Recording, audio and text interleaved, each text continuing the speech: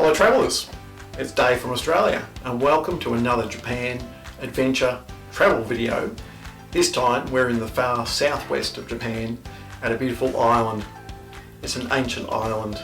It's got beautiful rainforests, coastal environments, nesting turtles, wild deer, wild monkeys, beautiful rivers, adventure tourism at its best.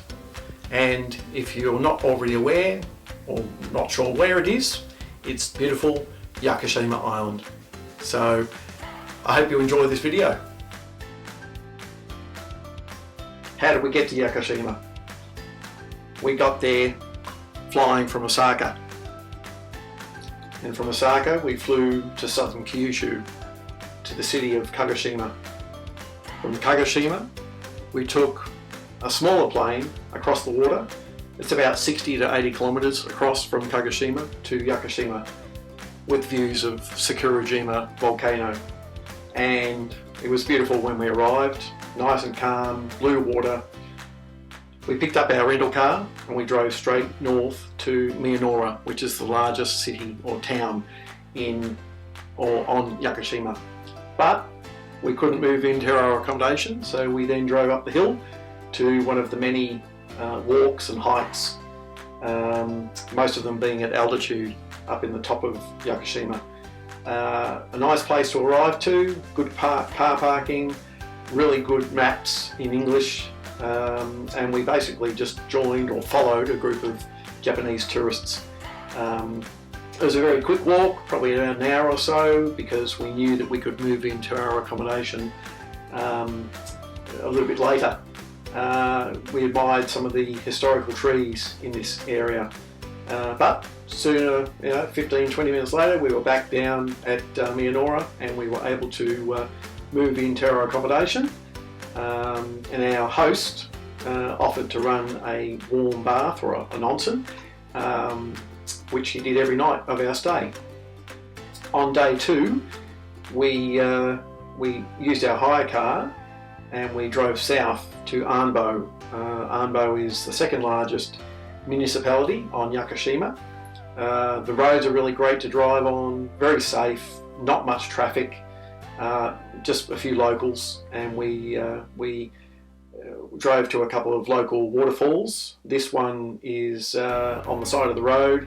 It's not accessible as a walk, but it's one of the highest on Yakushima. And then we drove up to the Simpiro waterfall, which is again one of the larger waterfalls, but a little bit limited access. We walked down an area where wheelchair people could access a lovely vantage point to admire the majesty of this beautiful waterfall. But we of course chose to walk the 266 steps down the hill to get a closer glimpse of this beautiful location. So that was good fun. And of course then we had to walk back up the 266 steps. Of course, Yakushima, if you don't know, is the wettest location in Japan. They get an annual rainfall of 4 metres, so it is generally wet all the time. It's very damp.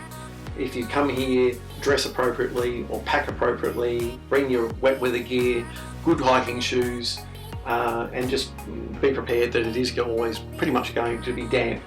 There are some walks here for adventurous climbers, so yeah, we looked at those and thought maybe tomorrow, but realistically we only had 3 full days here, so we chose not to try that one.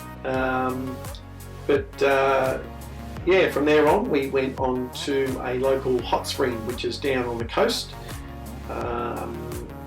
Hot springs in Japan, if you don't know, you've got to abide by the rules. Generally speaking, you've got to bathe naked, or at least wear some form of towel or something over your privates before you get into the pool. And of course this was an area where we hoped might have been deserted, but there were some people already in there, and we felt a bit uncomfortable going down half naked and joining them, so we respectfully said hello and waved and took a few photos, and then got back into our car continued on our journey. But that was pretty much day 2. We didn't do a great deal of other things. The walk up the hill and what have you, and seeing the other areas took up a whole day. And then of course on day 3, in the morning we got off early and managed to drive the whole circumference of Yakushima. We started at a little rainforest banyan tree walk, which is just north of Miyanoura. It's on the tourist trail. It's look, it's interesting. It's not for everyone, but it was a nice area. We gave ourselves about 5 hours to drive around the island. So we stopped here and took some pictures, and my wife is a real garden fanatic, and she loves trees and plants. So we did this for her benefit, and we got a bit creative with some panoramic photos, and once again it was very damp and very wet, but still very firm underfoot. It wasn't like it was muddy or anything. It was just damp, and but you know, some people say that overcast conditions can make great photos. From here we travelled further north into the far north of Yakushima, one of 2 lighthouses in this district or in this area. In Australia, my wife and I volunteer at a local lighthouse in Cape Byron, Byron Bay, and it's a remarkable lighthouse. So we'd like to see other lighthouses wherever we travel, and of course there were monkeys checking us out while we checked out a lighthouse. Just a little bit south of that, past the forest drive location, there was another lighthouse, and of course, you know, we took 5 minutes to have a quick look, and a little bit of history, a little bit of maritime history. It's a very rugged island, and most of Yakushima is actually inaccessible. It's mountainous and wet, and but in this area of the island, where the road narrows, you do get a lot of monkeys and you do get a lot of wild deer. So we then took it very slowly on this road, very windy, blind corners, often the case that we would find cars coming the other way, and just courteously we would maintain our roadside and let people through, and then of course around the next bend there'd be a couple of deer walking along the roadside. So we'd stop for photos, which you can often do in Japan without peeving off other drivers. And again, once again, another blind corner where nature is taking over. Once again, just got to be really slow, very cautious. It's a safe drive. And of course, you come around the next bend and there's more monkeys, which was really exciting to see. And they're not monkeys that come over and steal your glasses and your hats. They're wild and they're respectful of your presence. So in the far southwest of Yakushima is this beautiful waterfall. This is a waterfall where it's an easy walk from the car park. Very quickly, you're right into the thick of the area of the waterfall. You can easily walk up onto the rocks and pose for photos. We unfortunately copped it on an overcast day.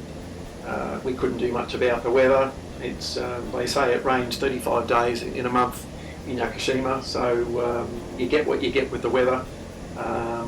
We got a little bit of sunshine in 3 days that we were in Yakushima, so we made the most of our opportunity just to get out and drive around the island and see as much as we could. And then on day 4, we got away early that day, and we drove up to one of the higher altitudes, and fortunately we had some blue sky, which was fantastic. This is Yakusugi land. It's an area of unique ancient forest, and the walkways here were fantastic, very safe, but again, you've got to be very cautious. It can be a bit slippery, and you should be wearing good footwear and dress appropriately and pack for rain in case the clouds roll in and it rains, which is on this place is highly likely. So we made the most of this, and surprisingly there weren't too many tourists on the island when we were here. This was 3 days or 2 days before Golden Week started in Japan, and we thought we'd be inundated with tourists before the holiday started, but it just wasn't. And there were more local Japanese tourists than there were international tourists, because Yakushima is becoming very popular with international hikers and people who really love to see history and rainforest and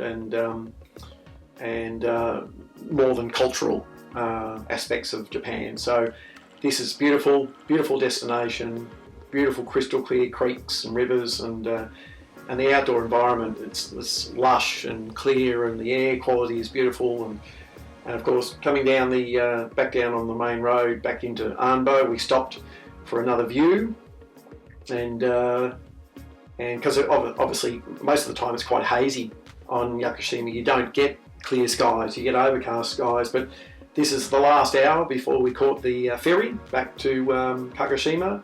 We had lunch in a local cafe and then parked the car, left the keys in the glove box, walked to our ferry, which we'd pre-booked in Australia, thanks to a local tourism company called Yes.Yakushima. And we boarded the ferry for a 3-hour trip back to Kagoshima. And in our next video, that's where we start our next journey, where we travel for 9 days around southern Kyushu. And that'll be in our next video. So thanks for joining us today. I hope you got something out of the video, and you might look at incorporating Yakushima into your next Japan holiday. All the best. Bye for now.